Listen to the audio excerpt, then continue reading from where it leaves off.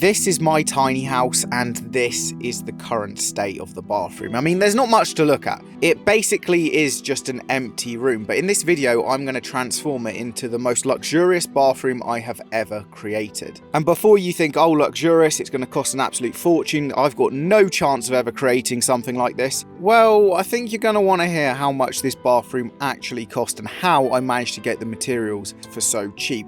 Now, speaking of materials, before you even start on your bathroom, really, you need to know exactly the ingredients that are going to be going into it. You need to know what sink you're getting, radiators, underfloor heating. You need to know what shower tray, if you're having a tile back-aboard shower tray to make a wet room. It seems super daunting, but when you break it all down into the small steps, it's not that bad, trust. If you don't know, tiles can be very expensive. When it comes to porcelain tiles, I always use this company called Porcelanosa. It's quite expensive, but remember, if you create a trade account, you get 50% discount. The problem is even with that 50% discount, I was still going to have to spend $2.5 grand for just the tiles. And I don't really want to be spending that sort of money. So in order to save money, I decided to buy a more expensive material. Marble. Now that doesn't really make too much sense, I get it, but just listen to this. Rich people buy marble. Rich people are perfectionists. They want it all to be perfect, and occasionally stuff gets damaged in transport. Rich people then return the damaged goods to the supplier, and the supplier now has a pallet full of tiles which cannot be sold to other rich people because, well, rich people just rejected the pallet load of tiles. So 9 times out of 10, these pallets get chucked in the bin or they get sold at a significant discount. So I found a local marble supplier, booked a visit to the factory, and whilst walking around looking at all the marble, I'll say, do you have any offcuts or any damaged materials? He then said, actually, we do have an entire pallet load of Calcutta marble, which has a normal price of £189 per square metre, meaning that if the marble was in perfect condition, that pallet's value is £4,500. But before I tell you how much I paid for the marble, first let me explain some of the basics of plumbing. This is a shower mixer. This is a cold water pipe, hot water pipe. The cold enters here, hot enters there. This is how you adjust the temperature in your shower, which actually is adjusting the mix of the cold water and the hot water. You press the start button and that allows the water to flow up this pipe and then all the way to the shower head up there. Now, plumbing, I can appreciate, is quite a daunting thing to do. However, there are products like SpeedFit, which makes things a lot easier. If you don't know what that means, this is SpeedFit pipe, and these are 15mm inserts. You push the two together, and what that allows you to do is buy SpeedFit fittings, like this 1/2 inch, which then will thread onto the top, and then all you need to do is push to fit.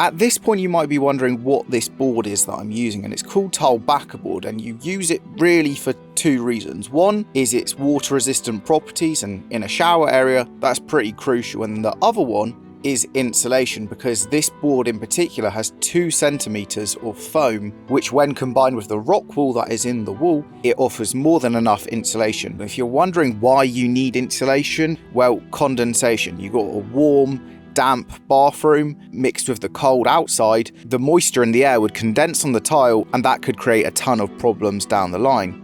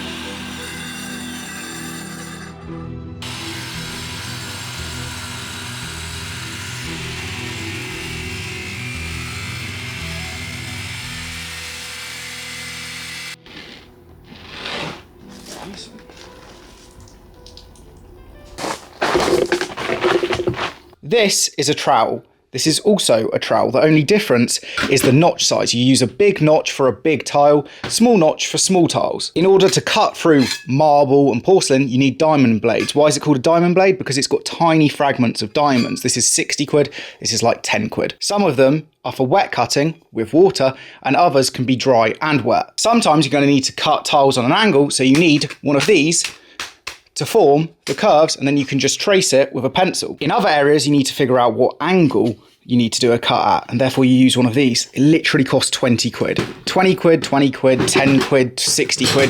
It's not that much money for all the equipment you need to tile a bathroom, but what you do need to know is, well, how to do it. It's not really as bad as it seems, because all it really consists of is getting tile adhesive, back buttering each tile, and then applying tile adhesive like this onto the tile backer board to make sure that the tiles sit next to each other perfectly level and you don't have a ledge like this. Use a leveling kit. These are spacers, 1mm, you put it like that, next tile sits on top of it, you put one of these like this, and now both the tiles are perfectly level. There is only one other thing you really need to know, and that is perfect preparation prevents disasters, genuinely. You need to think it all through and work out exactly where the cuts are all going to be before they're on the wall. You can see there, that is me drawing a line of where the top tile grout line is going to be going. The reason you do that is to make sure it doesn't go big tile, big tile, big tile, and then a sliver at the top, because, well, that doesn't look very good.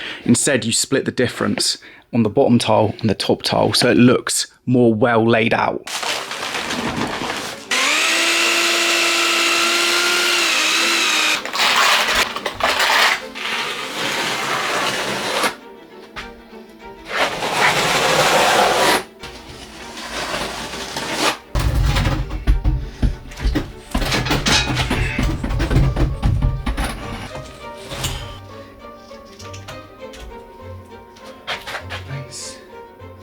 Zwei, drei.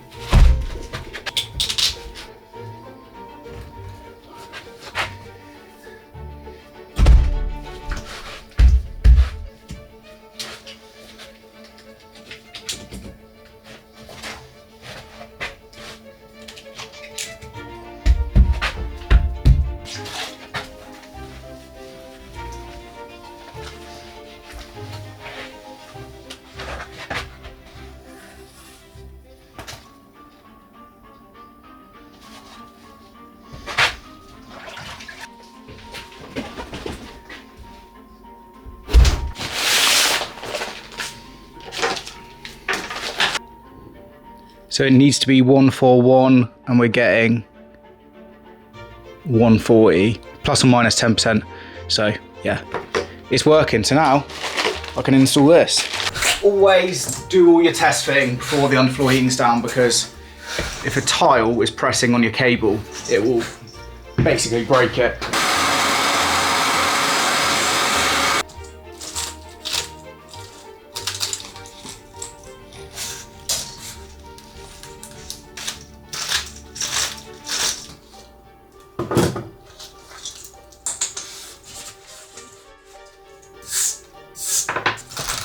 Now, I'm sure some of you might be wondering, wait, Chris, I thought you said these marble tiles were damaged, and they don't really look that damaged. And that's because the corners that are broken, I'm using them in the places where I have to make a cut. And therefore, the damaged piece is just going to get chucked in the bin anyway. So the end result, what you're looking at, is you can't tell that any of it was damaged. Now, this can become challenging if you're doing a really large bathroom and you need a load of tiles that are going next to each other, because then you're going to have to reformat all of the tiles, and that sounds like a lot of work.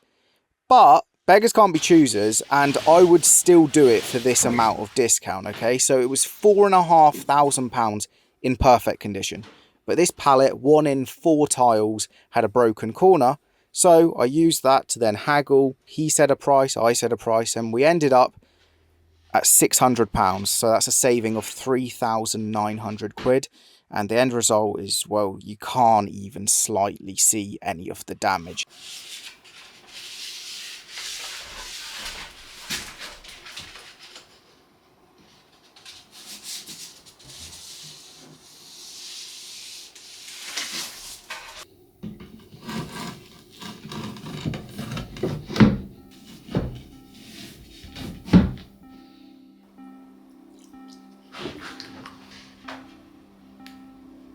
Now at this point, I'm sure there's a fair few of you going, Chris, it looks great, but you're missing a few things. You're missing, well, a wall, a radiator, and a door. And that is all very true. Now the reason for it is when I put the first sheet of plasterboard onto the stud wall, I realised that from that point on I wouldn't be able to film any more of the bathroom because the wall would be blocking the camera. And for those of you who don't know, there's a limit to how wide angle a lens on a camera can be. So I took down the stud wall, and I'm just going to have to do that at a later date, which is quite annoying for me. But I hope you lot appreciate the fact that I did that so you could see installing everything. And if you did appreciate that and you enjoyed this video and you found it interesting and useful, the best way you can support me is clicking the link in the description and having a read of all of my weekly newsletters. There's now over 40 of them, and they cover a range of topics like how to install every single part of this bathroom in a lot of detail, and the side hustles that I did that allowed me to escape the 9 to 5 when I was, how old was I, 27 when I left my day job in 2023. So yeah, thanks for watching, and as always I will see you, not sure when, but I've started work on the new building, the workshop, so subscribe so you can see when that video goes live. Sweet, in a bit.